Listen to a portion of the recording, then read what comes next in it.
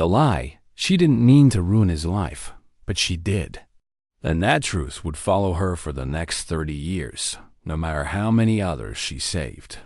The courtroom was silent, heavy, as the prosecutor's voice echoed across the walls.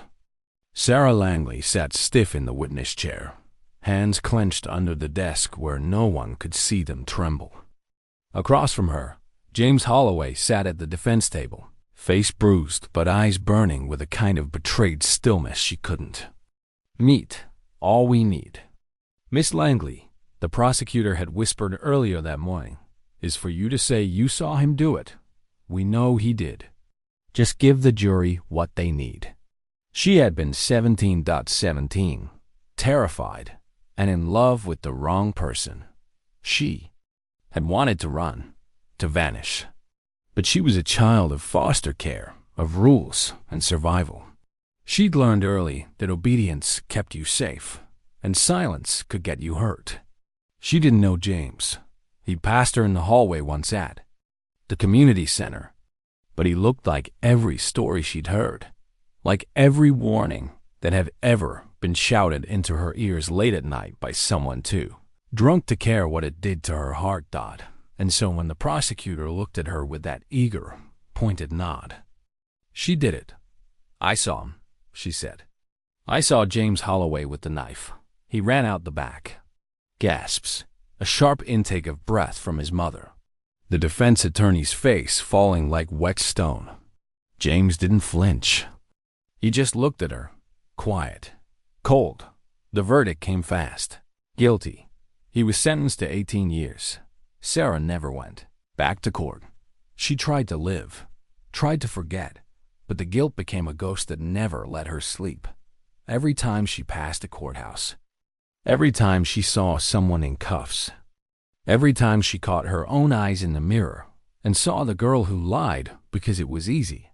2 years later, she enrolled in a local paralegal certification program. She told herself it was for a stable job. But deep down, it was punishment, a way to keep herself chained to the world she helped destroy. She avoided criminal cases at first, worked on wills, divorce filings, background checks. Until one file landed on her desk at a nonprofit legal clinic. An appeal. Man claiming he'd been wrongfully convicted. The name hit her like a gunshot. James Holloway.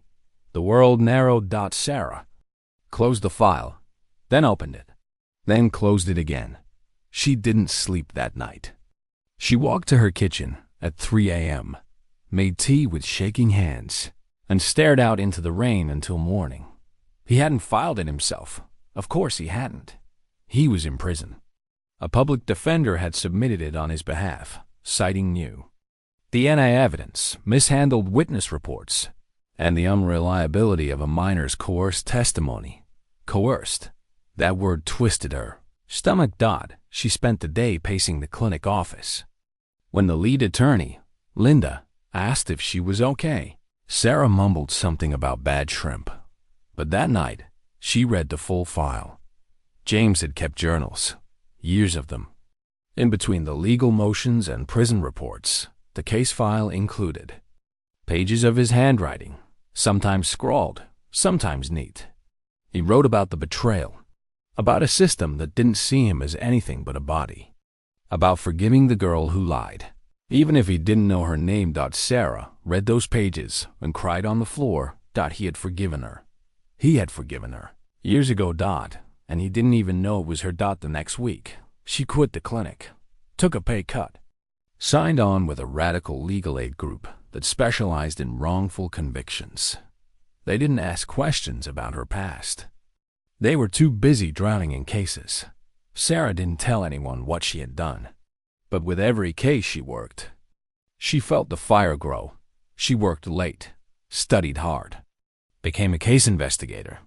Then, eventually, a paralegal on staff. At 29, she found a pro bono defense lawyer who agreed to reopen the Holloway case. "I believe you," the woman said. "But we'll need more than sympathy. We'll need a break." Sarah nodded. She single quotes, "Been waiting for that break for over a decade. James, Holloway was exonerated 3 years later. The state cited new DNA evidence as the reason for his release. There was no apology, no acknowledgement of her lie. He walked out of prison looking older, quieter, but not broken. Sarah watched the press coverage on a grainy live stream, tears sliding down her cheeks. She couldn't go to him, couldn't say anything, but she watched. He didn't speak much to the reporters, but one line stayed with her. Someone told a lie, but someone else told the truth. That's the only reason I'm free, she thought. About writing him a letter. She even drafted it 3 times, but she never sent it. Instead, she kept working. Each case was a stone she laid in the foundation of her penance. And soon, the cases weren't just numbers. They had names, faces, stories. The boy sentenced because he didn't speak English. The woman arrested for defending herself. The father who couldn't afford a lawyer and lost 20 years. She remembered them all. She fought for them all. But she never forgot the first name, James Holloway. Atonement has no finish line. Sarah Langley never expected her work to lead to a hallway confrontation in a courthouse basement. But grief doesn't follow rules. And forgiveness, true, raw forgiveness, sometimes needs a witness on it. Had been 3 years since James Holloway walked free.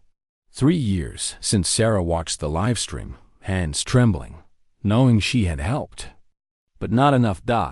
Now she stood face to face with the person who had every right to hate her. And he wasn't saying a word.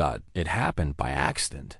She was in the courthouse on a Thursday, walking files from the appellate team to a clerk's office. Nothing unusual. She wore her ID badge on a blue lanyard and kept her face down, moving fast like she always did. A man in a navy coat exited the elevator as she stepped in. They locked eyes, and time collapsed. James Holloway stood 3 feet away, older, a little grayer. But those eyes, they hadn't changed. Not since the moment he looked at her from the defendant's table all those years ago, when she'd lied and sent to hell. "Sarah," he said softly. She froze. The hallway seemed to tilt. He knew. She started, but her throat closed up. Her hands went cold. He looked at her with something more complex than anger, more sorrow than hate, more memory than threat. "I figured it out a while back," he said. "You showing up at my hearing. The letters to the public defender. Your name on the appeal filings. I never meant to." Her voice cracked. "I didn't even know you. I was a scared kid." James nodded. "So was I." They stood in silence. Only the buzz of the overhead lights filled the space. "I'm so sorry," she whispered. "I know," he said. "I knew before you did." They parted without a hug, without a final word. Just a quiet nod between 2 people who had lived too long with a truth too heavy for conversation. And Sarah, shaking, walked back to the office. But something shifted inside her that day. Until that moment, she had still been working to silence the guilt. Now, she worked for something else. Justice that would outlive her shame. The cases came in waves. Each one chipped away at her past, until she began to feel like she could breathe again. Just for moments. Her name started to carry weight within the legal aid community. Colleagues respected her, even if they didn't know the whole story. Her bosses trusted her instincts. And the clients? They saw her fire. The clients saw her fight. There was Isaiah, a teenager charged with armed robbery. Except the weapon never existed. It was a broken vape pen. And the victim was a known liar, trying to protect his own brother.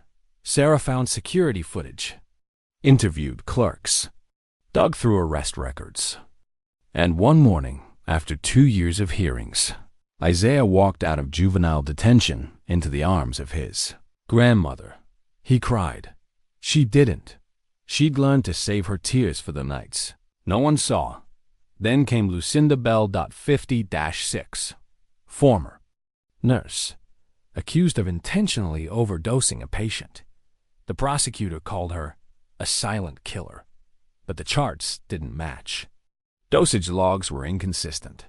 The victim's real cause of death was sepsis, and Sarah found the autopsy the defense had never received. She brought it to court personally. Lucinda was released 2 months later. Before leaving the courthouse, she turned to Sarah and said, "I thought no one believed me anymore. You made me feel human again."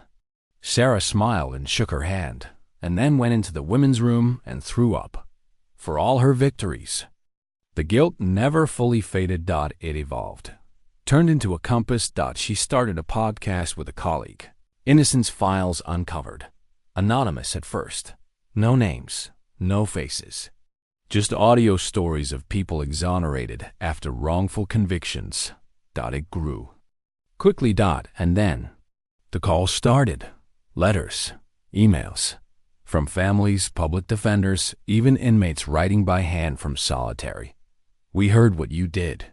We think my brother is innocent. Please, can someone help us?" She couldn't help everyone, but she tried, and she never stopped thinking about James. Then one day, he called her, out of nowhere. "Sarah?" "Yes, it's James," her heart stuttered. She stood in her kitchen, barefoot, coffee halfway to her mouth. "I know it's late," he said, "but I need your help." His voice still carried the same calm steel it always had, that tone that made her stomach twist with both regret and reverence. "I'm listening," she said. "There's a guy," James continued, "in my building. Got picked up last week for something he didn't do. Cops say he matches a sketch from a gas station robbery. But I was with him, whole night." Sarah took notes. "Details. Times.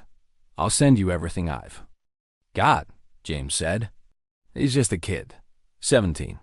He won't survive jail." 17. That number burned. "I'll take care of it," she said. The case wasn't easy. The DA's office pushed hard. The sketch was vague, but they had a weak ID from a frightened witness. Sarah's team pulled security footage from a pizza place timestamped during the time of the robbery, with James and the kid clearly visible, laughing over pepperoni and playing pool.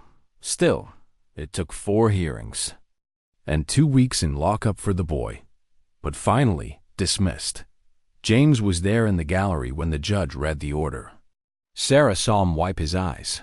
Afterward, outside the courthouse, they stood together for a long minute. "Feels full circle, doesn't it?" he said. Sarah nodded. "I only wish it erased what I did to you." He smiled, a real one this time. Soft, sad, but warmer. "You can't erase the past, but you've rewritten the ending." That night, Sarah walked home instead of taking the train. She passed the courthouse, then the diner where she used to sit in silence during her first months at the legal clinic. And she thought, maybe redemption isn't a finish line. Maybe it's a path you keep walking, alone sometimes, but not always. A week later, she received a package in the mail. No return address. Inside, a hardcover book. Its title, The Weight of Truth. Stories from the wrongfully accused. She opened the first page. Inscription: to Sarah for making the impossible possible. J.H. The case that broke her again. Years into her quiet redemption, Sarah had learned to carry guilt like a shadow, always present, but not always visible. It didn't scream at her anymore.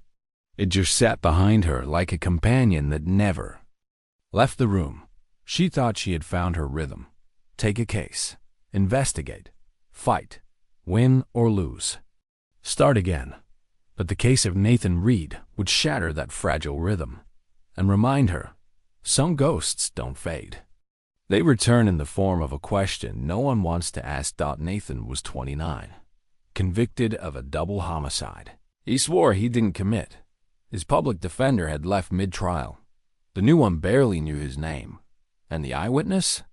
A 13-year-old girl one who had been told exactly what to say. Sarah read the affidavit with trembling hands. She didn't sleep that night. It was too close. Too familiar. The age of the witness. The pressure. The flawed memory. Sarah remembered standing in court at 17, hands shaking beneath the stand. Remembered the DA whispering that he just needed a clear story. Remembered the terror of saying yes when she should have said, I don't know. Now this girl, Melissa Maynard, was just 13. The state had painted her as the key witness. Her single statement had secured Nathan Reed's conviction. No murder weapon had ever been found. No DNA. Just her words. Sarah tracked down Melissa, now 18 and attending community college in Ohio. It took 3 weeks and 6 unanswered emails before Melissa finally responded. The girl agreed to meet. They sat at a campus cafe, both women older than the memories that haunted them. Melissa stirred her drink but didn't take a sip. Her hands never stopped moving. I didn't think anyone would ever ask, she said. Sarah said nothing. Just let the silence hold space. I was scared, Melissa whispered. The cops. They told me Nathan was dangerous, that he'd hurt my mom if I didn't help. I just wanted it to be over. Sarah swallowed hard. Did you see him? Melissa's voice cracked. No, I never saw his face. The statement was enough to reopen the case, but it wasn't enough to overturn it. The courts don't run on truth alone. They need process. They need paperwork. They need pressure. Sarah had learned that the hard way. And so, she dove in deeper. She pulled every record, tracked every minute of the timeline. She found new cell phone metadata that showed Nathan was across town when the murders occurred. GPS pings the defense had never subpoenaed. She drafted the writ herself. Her boss said it was one of the cleanest appeals she'd seen in 10 years. And yet, it stalled for 8 more months. Nathan remained in prison. Melissa moved to California and stopped answering messages. The judge delayed the hearing twice. Sarah kept pushing, but the walls closed in. She began to lose sleep again. Her appetite slipped. Her coworkers noticed the bags under her eyes, the way she flinched at certain phrases: eyewitness reliability, judicial discretion, moral turpitude. The past wasn't behind her anymore. It was inside her again. One night she visited James. He lived in a quiet neighborhood on the east side, tended a small garden, had a pit bull named Felix, and a smile that came easier these days. They sat on his back porch, listening to the wind and the faraway hum of traffic. You're burning yourself out, James said gently. I know, Sarah replied. You think if you save enough people, it'll even out. Won't it? James looked down, then back at her. The scale doesn't work like that.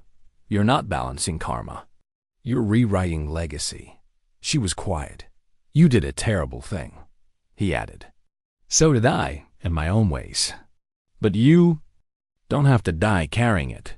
Sarah blinked back tears. But maybe I do. 2 weeks later, the judge finally scheduled a new evidentiary hearing. The day before, Sarah received a voicemail from a blocked number. It was Melissa. I'm ready, the young woman said. I'll tell the truth in court.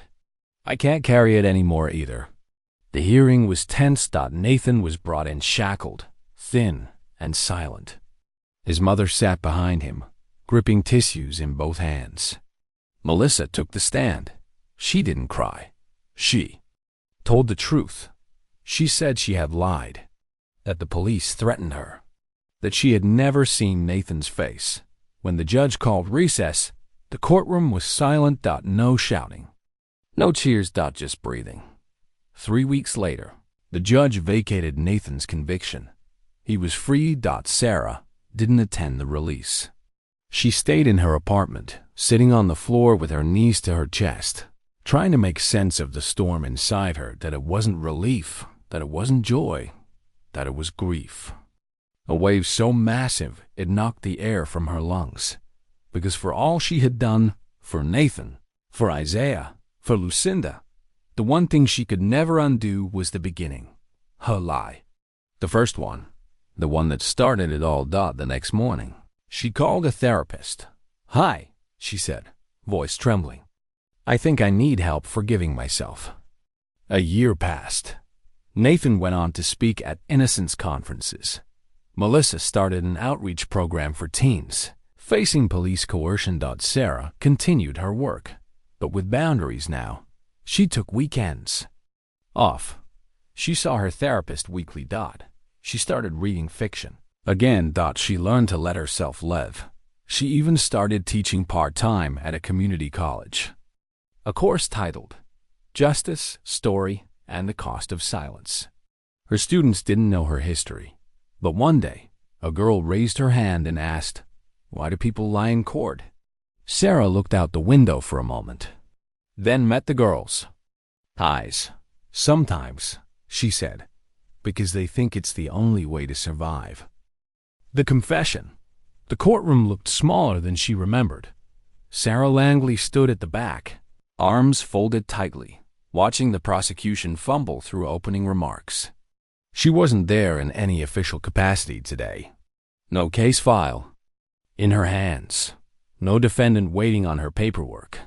She was there for one reason. To face the past. It started with a letter. Old paper. Neat handwriting. A return address from a state-funded legal history project in upstate New York. Inside was a single paragraph. "We're archiving wrongful conviction cases for educational and legislative reform. Your role in the Holloway exoneration is cited repeatedly. Would you be willing to contribute a written statement or appear in a filmed interview?" Sarah stared at the letter for hours. She thought about declining, thought about burning it, but in the end, she wrote back with a simple word: "Yes." The interview took place in a quiet college library room. A single camera. A soft microphone clipped to her collar. 2 students and 1 ethics professor behind the lens. They asked questions gently. How did you become involved in wrongful conviction work? What was your first case? What's the biggest challenge? She answered each carefully. Then came the real question. Was there a personal reason you chose this path? Sarah's breath caught. She looked down, then looked into the lens. Yes, she said. I lied in court when I was 17. A man went to prison because of me. Silence. The professor didn't speak. The camera didn't blink. The microphone didn't shake. I was manipulated. I was scared. But I still knew it was wrong. And for most of my life, I've been trying to undo the damage. Not because I thought it would balance the scales, but because if I didn't, I wouldn't be able to live with myself. The interview was never aired publicly, but the professor shared the footage with a friend, a senator working on a bill for reforming youth testimony procedures. Within weeks, Sarah was contacted by a legislative ethics board, and 2 months later, she stood in a packed hearing room, her name on the schedule, a tiny lapel mic clipped to her coat. This time, she wasn't 17. She wasn't trembling. She wasn't lying. My name is Sarah Langley. I'm a legal investigator and paralegal. I'm also a former witness who gave false testimony at the age of 17.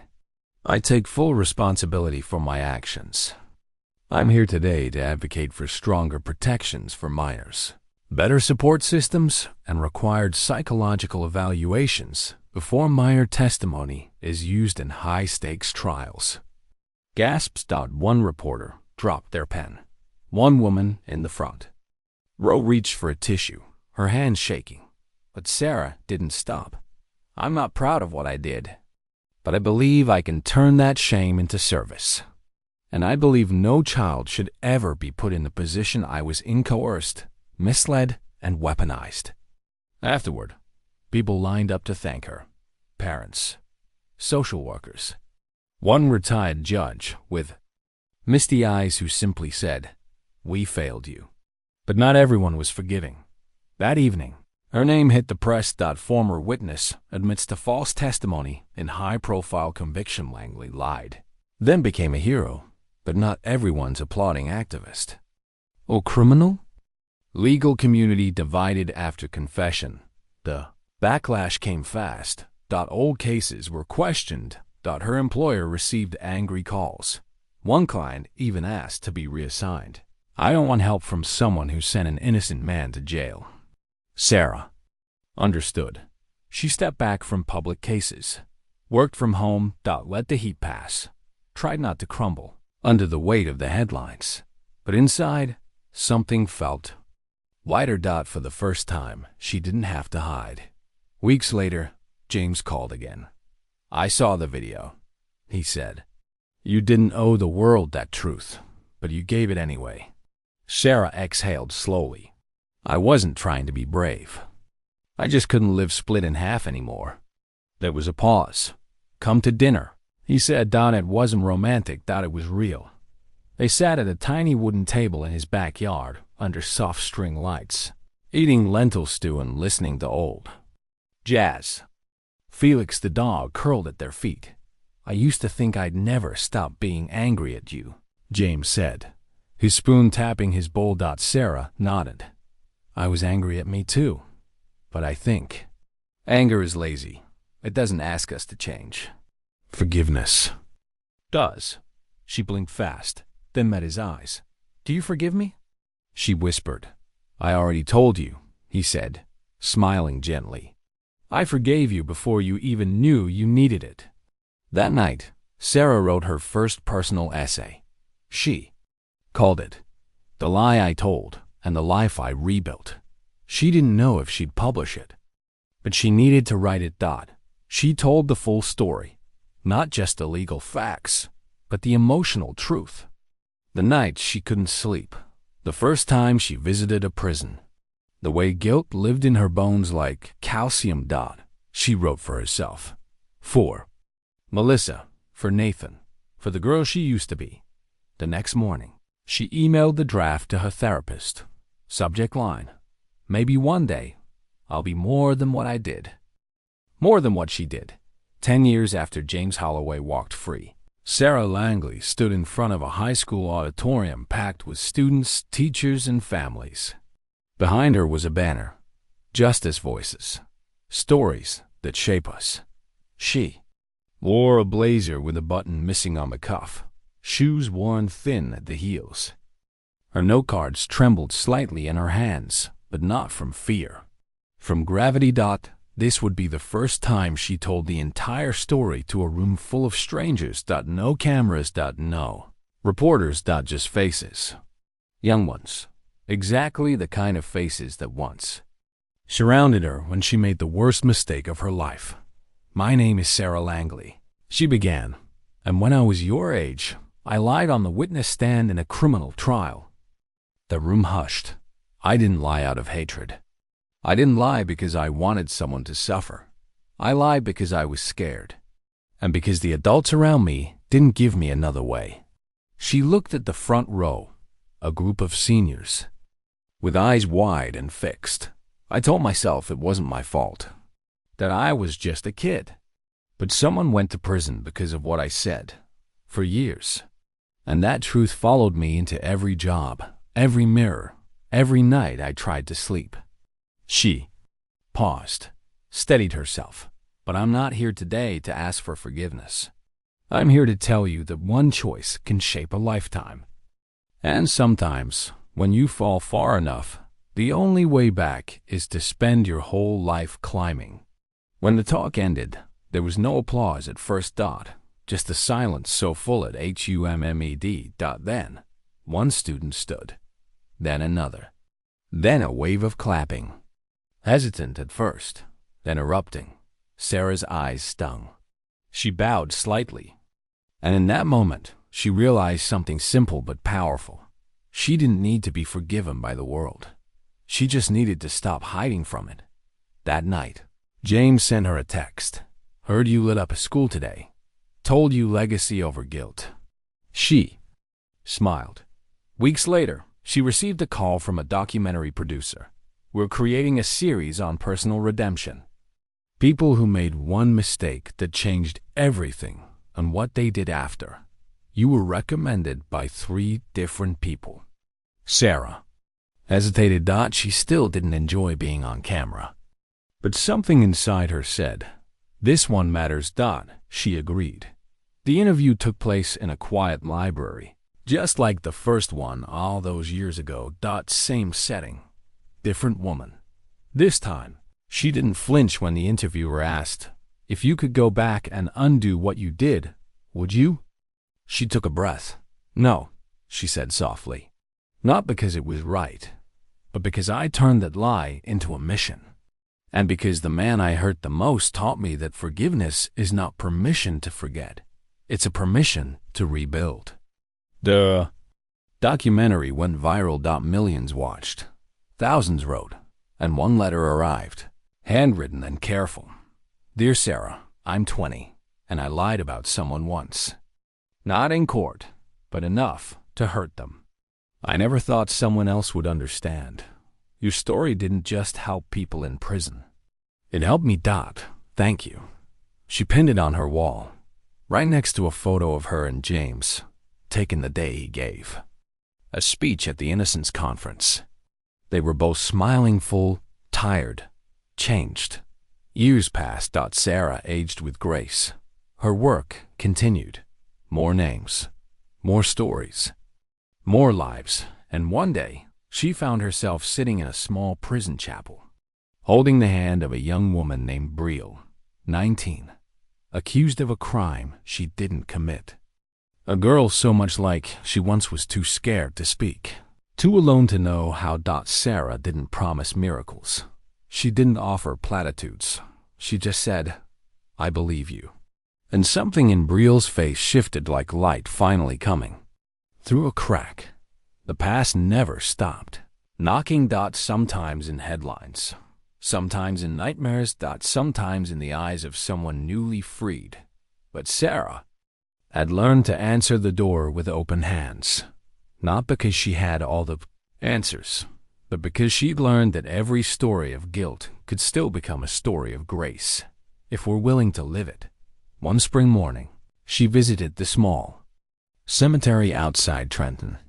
She hadn't been there in years. The grave she stood before belonged not to James. He was still very much alive, but to the public. Defender who died before she could say thank you. The one who took James's appeal without knowing the full story. She knelt, laid a flower, and whispered, "We got him home. You were right to believe in him." She stood again, and for a moment, the wind lifted the hem of her coat like a sign from the past letting go. As she walked away, her phone buzzed. A new case, a new name, a new beginning. Sarah Langley smiled, not because she had finally forgiven herself, but because, finally, she no longer had to.